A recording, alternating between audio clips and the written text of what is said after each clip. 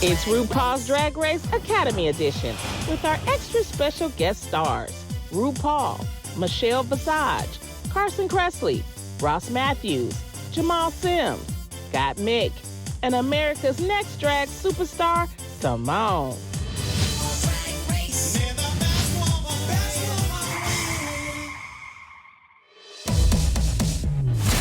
Hello, hello, hello. It's me, Loni Love, coming to you from the set of RuPaul's Drag Race. For your consideration, I'm here to spill all the tea on season 13. For instance, did you know that this season of Drag Race was the most watched ever? And not just because yours truly was a guest judge 4 times. Take a look. And I were doing things just a little differently. Girl, what? Congratulations, you're number one. It's all over the world. It's a phenomenon. And action. I own 51% of the flag factory. Hold me in your arms until all the pain goes away, but also power drills around aisle 7, honey. Yeah. Yo, RuPaul is so old, Jurassic Park brought back memories. We auditioned for the school play and got the part of Stage. Hey girls, how's it going? It's Scarlett. Hi, Queen. What attracts you to the drag art form? I gagged for the fashion, like, can we just? Category is fashion. This has never been done on the runway. Kumbaya! Oh my Gottmik. She is the wind beneath her own damn wings. This was like my wet dream. It's fashion, but it's edgy and you. That is one of the greatest outfits we've had on this stage. Now that's a statement piece. We need to continue to say their name. Don't say what I can post, you know I'm stunning. So just cancel your plans to troll on my crusade. Pooch, Pooch, Susan Lucci. Candy, wait. I'm not ready for you to go. You really have no idea what people have gone through. And when you learn about it, it really shows why they are that person that they are. Don't let anyone make you feel like a loser. You are a star. I am here with 2 of the breakout stars from season 13, Gottmik and America's Next Drag superstar, Symone. Hi, Hello, queens. Hi, Diva. So I have some questions for you, queens. Let's dish, okay? All right. What inspired you to audition for RuPaul's Drag Race? Oh my God. I mean, I think I've always wanted to be on the show since I've seen it since season 1. And I just wanted to really show my art and like say something. So like, I think it's the biggest platform for drag. And I mean, like, why not, you know? Yeah. So those are my reasons. Yeah, I basically grew up watching this show, so it was always part of my life. And I started out as a celebrity makeup artist first, and I started painting girls from the show and just seeing how it changed people's lives truly. And I just knew I wanted that for myself. And like Symone said, it's the Olympics of drag, basically. So when I started taking drag serious, it was just game over. I needed it. How many times have you queens auditioned for the show? I have auditioned 2 times. This was my third times, lucky 3 for lucky 13. So what made you keep auditioning after the first time? Because I mean, if you want to do it, you just got to keep going. You have to stick with it and know that like, if this is for you, it's meant for you. And you just learn and grow that year and audition again. I auditioned for 9 and then I did this one. So I had a couple 2-3 years of learning. I think same. I think Yeah, really? same. Yeah, and when you got it, you got it. You got it, when you got it, you got it. It's like, oh, they must have missed something. Love it. And Gottmik, as the first trans man to compete on this show, you're a pioneer, and people are calling you that. How does that feel? It feels so surreal still being in this workroom right now. I just can't believe I was kind of just talking to Symone, just looking back at the whole journey and how fast everything's happened. Transitioning, I always wanted to see someone like me on TV, and the fact that RuPaul's Drag Race gave me the opportunity to be that for so many people out there is just so mind-blowing to me, and I want to make them the most proud angels of life. Now, for the people watching, can you break down the relationship between trans and doing drag? Oh, yeah, for sure. I mean, I feel like in the community, we always say that trans is who I am and drag is what I do, which is just such a simple way to break it down because, you know, at the end of the day, after the show, after we film, I take all of this off and I am alone with myself. And so this is my art and what I love to express myself through. And then trans is my identity and who I actually am at the end of the day. Well, thank you for being so courageous. Oh, thank at you that. so much. So now, how has your life changed since appearing on Drag Race? Oh my Symone, God. you're the winner. The winner. Well, first of all, money security. So let's start there. I ain't gotta work. I gotta eat the ramen no more. I can get whatever I want.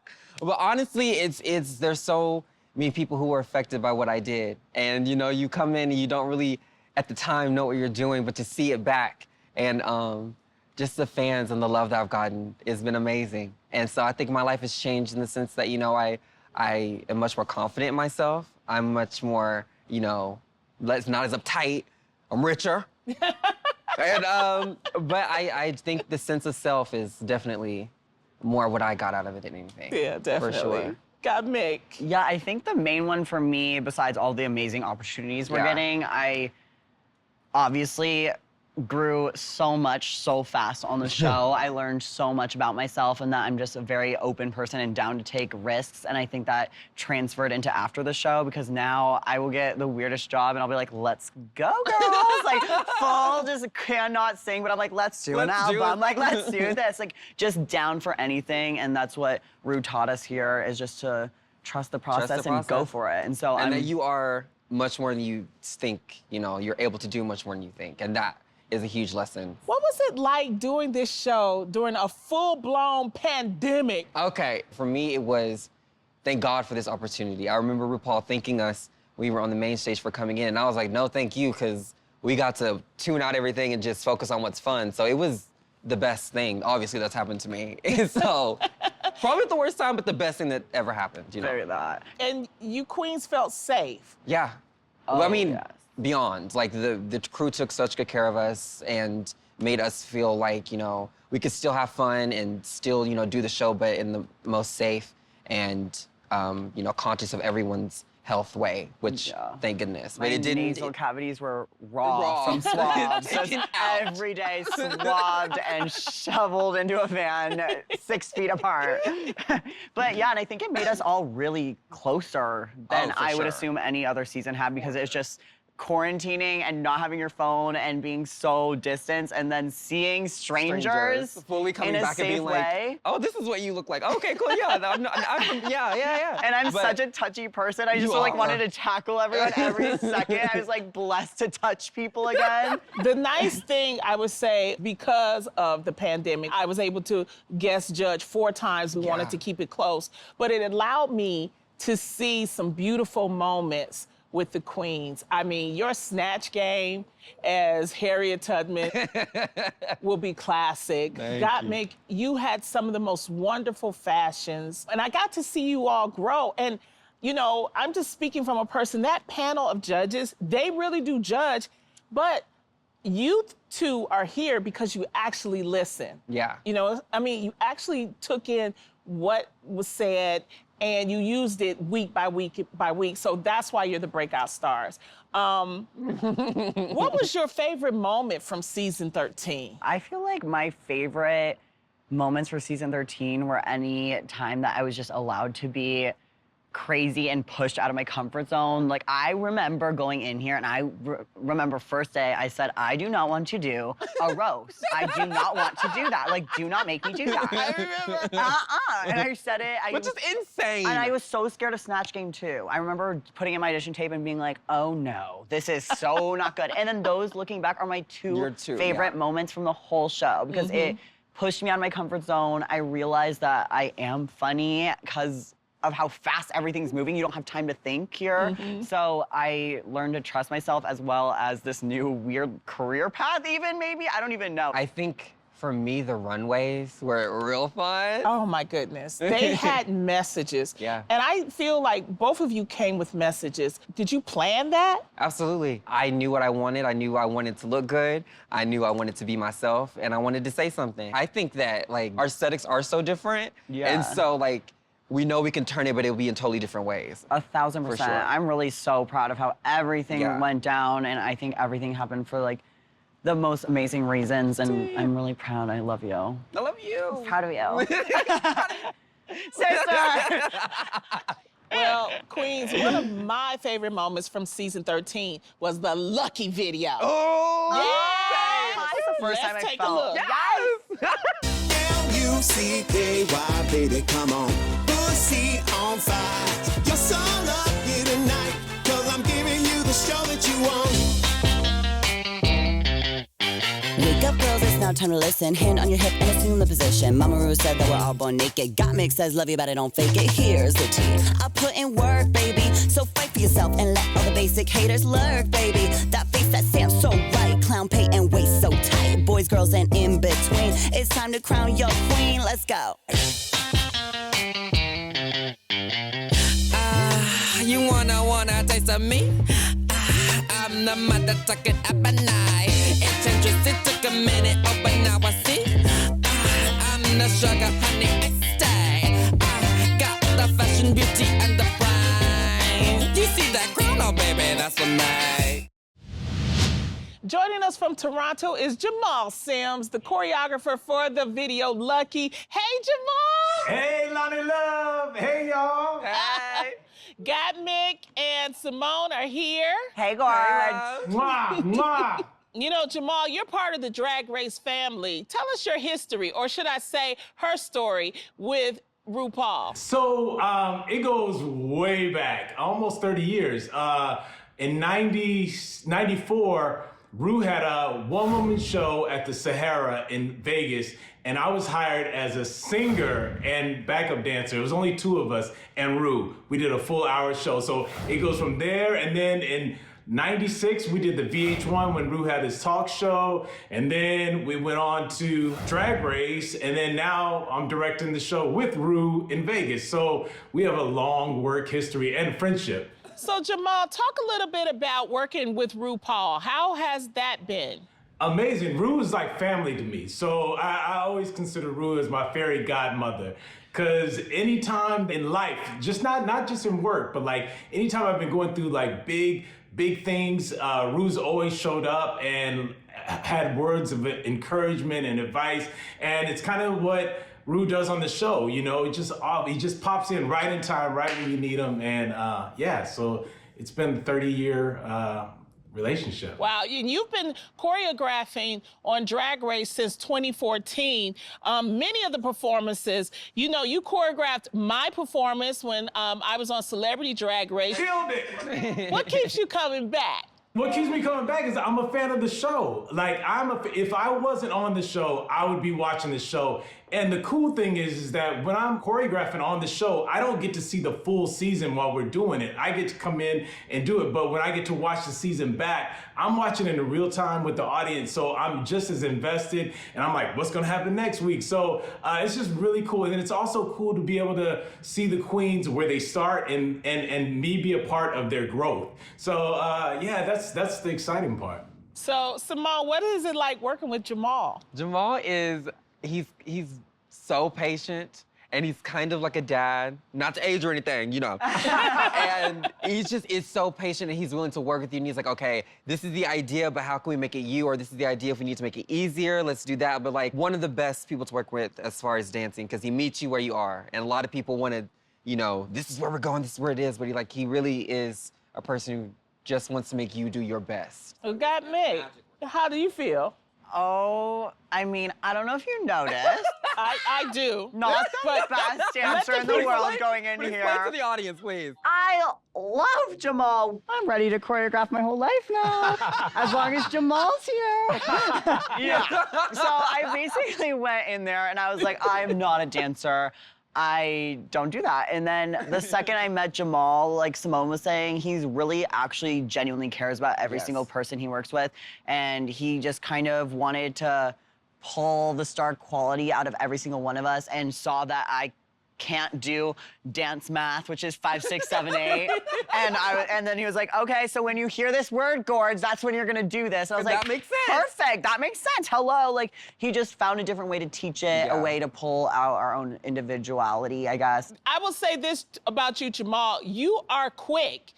I know I don't have rhythm, and you gave me some. I mean, That's true. You're a very good teacher. Very good. Thank you for that. No, it's always in you. It's just you just need the right tools to pull it out, you know? Yeah, that is true. You know, has the creative process evolved or changed from season to season, Jamal? Yeah, it has, because the queens now have had seasons to kind of understand the show and how it works and what to be prepared for. So they're a little bit more savvy. So that means that I have to up my game every time that I come in with a new season. It's like I have to challenge them even harder. So yeah, it has changed.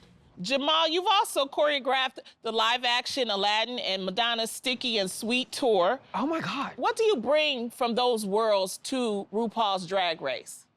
It's the time constraints for me. Learning from stage and film, like when I'm choreographing for stage and film, I have only a certain amount of time, and time is money, as we know. So when I come to Drag Race, not only do I have only like 2 minutes to do this, so I bring those experiences from film and stage, but also working with all these big personalities, because Madonna's a big personality, you know, Will Smith is a big personality. So I've learned to work with these different types of personalities, and I think that that's where you insert Drag Race, because it's all about the queens and their different personalities.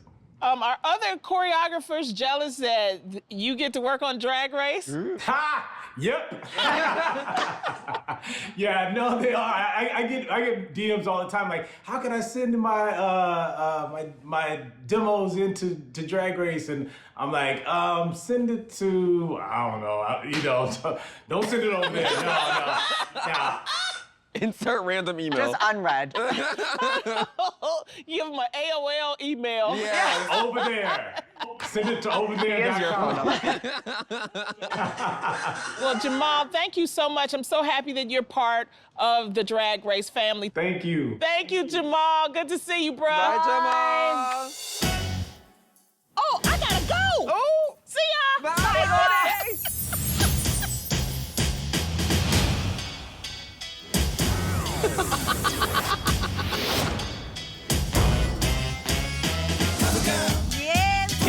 Yes, mama.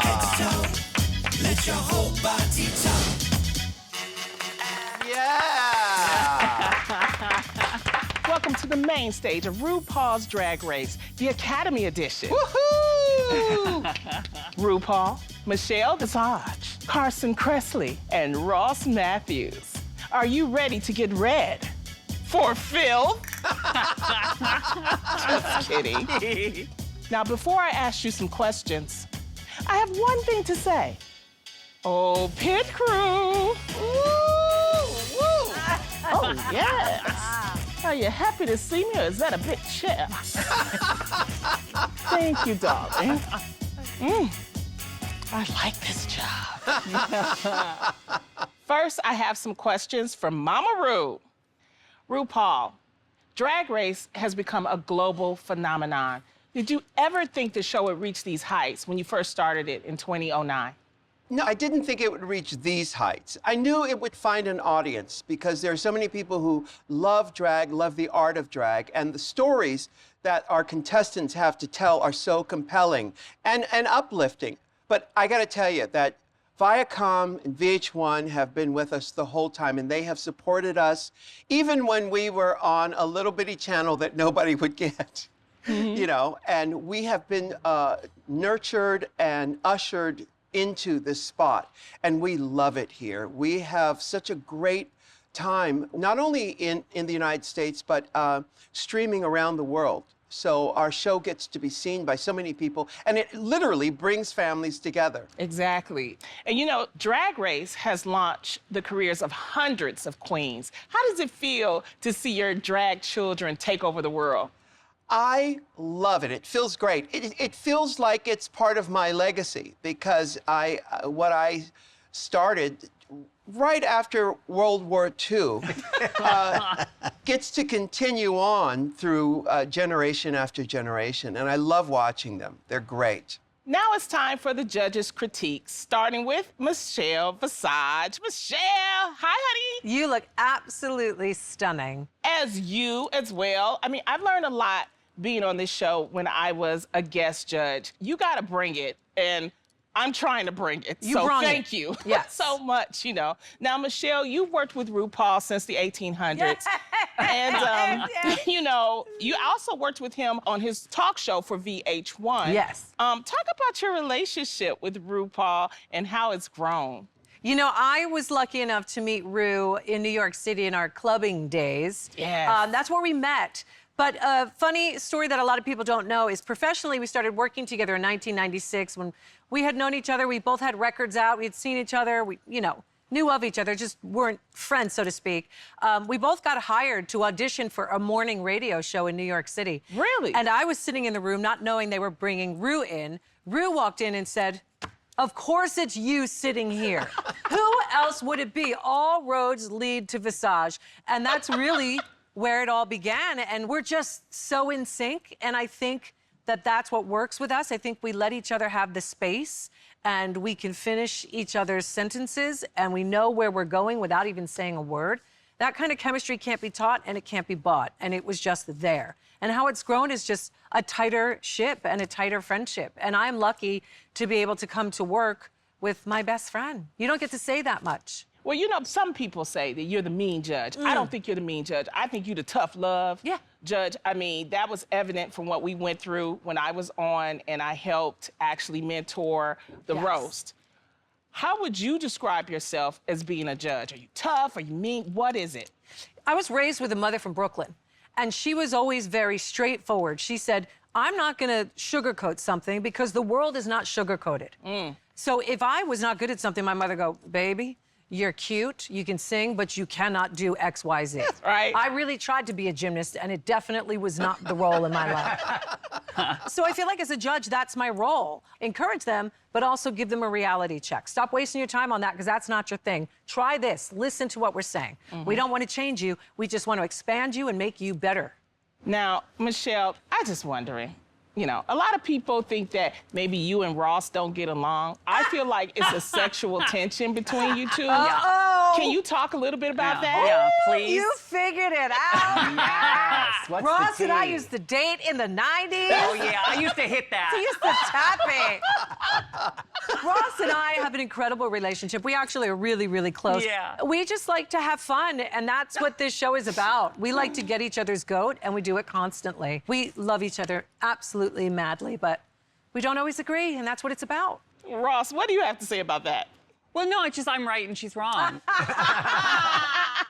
Ross Mathews, we started on Chelsea lately. Yes. You've been an intern, you've moved up, and now look at you. Not only are you a judge, but you're a producer. How good do you feel being on this type of show? Well, this is the dream come true. Yes. You know, this is winning the lottery. Getting to come here, wear the shiniest clothes in the history of humankind, and be a part of my favorite television show. I was watching it since season 1, talking at the TV, and then they asked me to come, and I got to talk to the queens, you know, and I pinch myself every day. This is the show I wish was on television when I was growing up. That's right. That's it, right? Because I remember being in a farm town, not knowing what the future held, what kind of grown-up I could be. And now, these kids watch our show and they dream big. Exactly. RuPaul, this question is for you. What sets Drag Race apart from the other reality shows?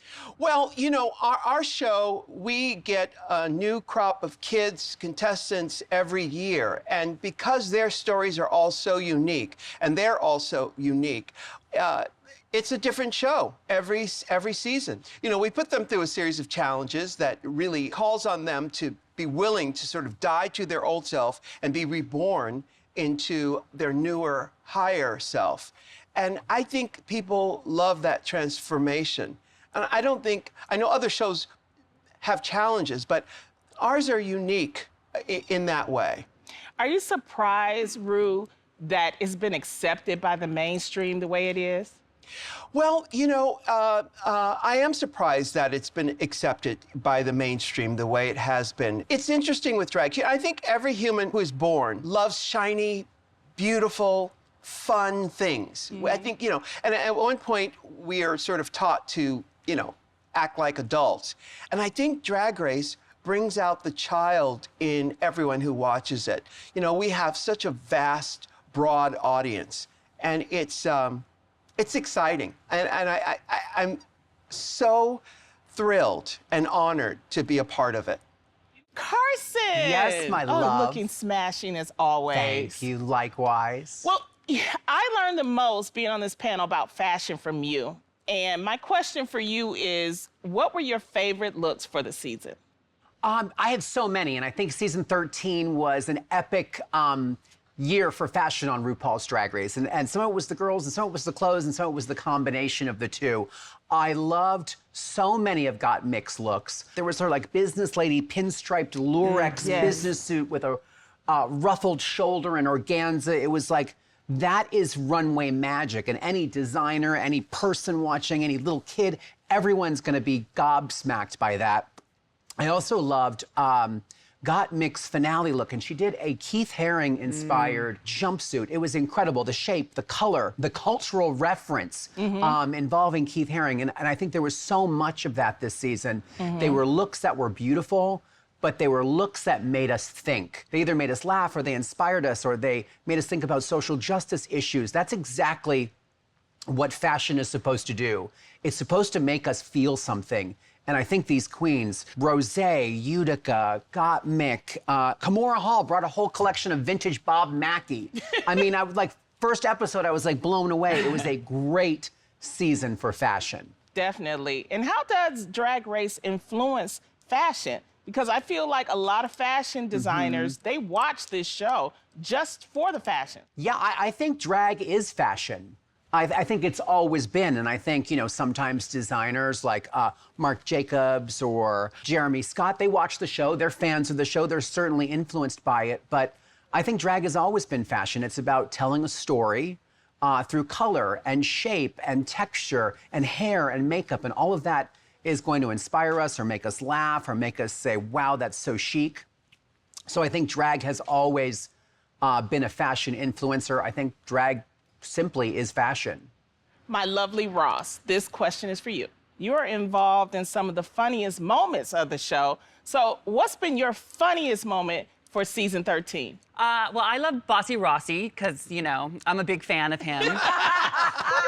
But I really do love that challenge because it's an improv challenge. You know, it's one thing in an acting challenge where there's lines and they have to deliver it.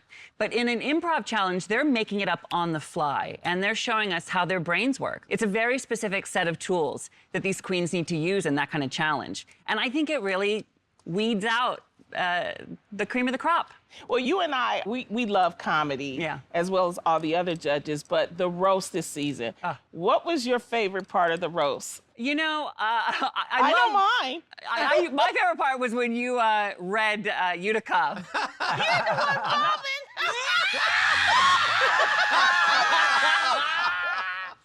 That is a really tough challenge because, you know, whether you have comedy background or not, roasting is a different thing altogether because it's this fine line. And some queens figure it out and it's hilarious. And then when others don't figure it out, that's riveting television. Yeah. It was really good television this season, you know. Michelle, this question is for you. How was it filming during the middle of a global pandemic? First of all, there's not a person in this building that is not grateful and aware and appreciative of every single moment we've had during this filming. We are grateful to every medical personnel who's helped us get through. You know, VH1, our production company, World of Wonder, they have been above and beyond what you think you know at protocols and making sure we're all taken care of and looked after. From the people that clean to the producers to the executives, everybody has been monumental in making this happen and keeping those queens safe and delivering television amidst a global pandemic. It was a break for us. We were so happy to be able to do it. Well, I have to commend you all because as a guest judge, I was able to do it 4 times, never got COVID, never tested positive. Whatever the procedures that you guys did, it worked because everybody was safe. So I do have to commend you for that. Yeah. In season 13, we saw an incredibly diverse cast. Why is it so important on Drag Race to have that diversity? This is it. This is, the Olympics of drag, we say. And I think diversity has always been important, but drag has evolved. And I think the show has evolved with drag. So where we started at one place, we've grown to where we are now because drag has grown because of the success of RuPaul's Drag Race. So you can't not have it. And diversity has never been, we've always welcomed everyone to audition. But I will say this publicly, as I've said it before, you are as good as your audition. If your audition ain't up to snuff, it doesn't matter who you are, what you look like, it's all in your audition. So everybody's welcome to audition, but you better make it good because that's what we see you as. So diversity, obviously, number 1. We want to be all inclusive and we always have been. Definitely. The RuPaul's Drag Race audience is very devoted. I mean, y'all gave me something to do on Fridays. Thank you so much. Do you hear from any of the fans yourself? I am very hands-on. I am a Twitter addict, a social media addict, for better or for worse. There have been moments where I had to step back because we do have a very passionate fan base, as you said. I hear it all, I see it all, and we take it all on board. The most important thing to me and where I saw the tides really turn was in the beginning I started playing gay clubs, and it was predominantly gay men, which, listen, is my heaven, right? And then as it moved on, and now we're at the point where we're playing arenas, which I can't even believe I'm saying. Wow. But when I see parents of gay, trans, queer, questioning children that didn't understand their child before watching RuPaul's Drag Race, after watching it together, now understand their child, have a better bond with their child. So when Ru says RuPaul's Drag Race brings families together, it's not a funny catchphrase, it's the truth. And that's how our show is different than any other show out there. We bring families together, parents understanding their queer or different child and loving them completely is what this show is about. Thank you so much, Michelle. Thank you, Loni. One more question, Ru. Is there anything you would like to say to the Academy? Well, I want to thank the Academy for recognizing our show and all the hard work that we put into it. All the people behind the scenes, the camera operators, the producers, the writers, and the hair and makeup people, and all of the wranglers, all the kids who wrangle the girls and get them their water and nail glue when their nails pop off. And I know how much work everyone puts into it. So to have the Academy recognize that is so beautiful, and I'm honored to be a part of it. Well, thank you for that. And can I say, again, for season 13, it was awesome working with all of you, and thank you for accepting me into the family. RuPaul, though, you've been interviewed about Drag Race many, many, many, many times. But is there something you could tell us that nobody has ever heard? Well, here's something I've never told anybody in an interview. Okay. I make all of my life decisions based on a lip sync for your life. It's true. Really? Absolutely true. Now, if you take a seat over there, I'll show you what I mean. Well, okay. Bring back my girls. Bring back my girls. Ooh, baby Gottmik and Symone, yay. Hey, what's going on? Hey, ladies, hi. Hey. All right, here we go. All right. 2 queens stand before me. Prior to tonight, you were asked to prepare a lip sync performance of Sissy That Walk. Gottmik, if you win the lip sync, I'll have chicken for dinner. Symone, if you win the lip sync, I'll have waffles. The time has come for you to lip sync for my entree. Good luck, and don't it up. Pick myself up, turn the world on its head. Don't forget what my mama said. People talking since the beginning of time. Unless they paying your bills, pay them bitches no mind. And if I fall, or if I fall, at least I can say I gave it all. And if I fly, or if I fall, I'm on my way.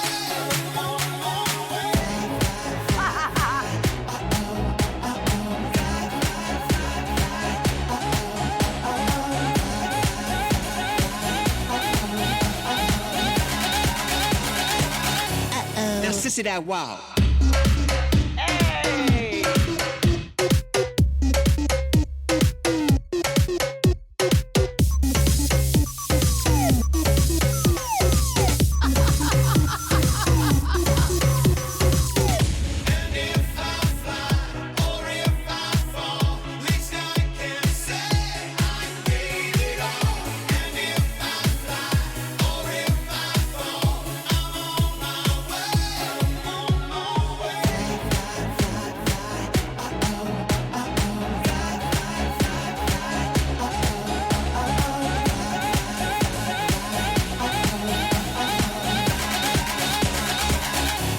Now, sissy that wow.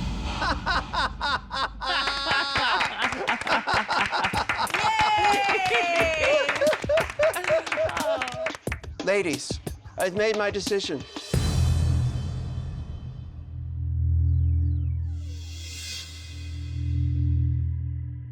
Shantae, you both stay. Congratulations. Chicken and waffles for everybody.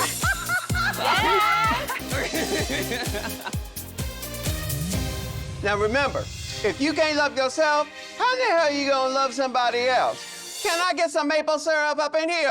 Amen! All right, now let the music play.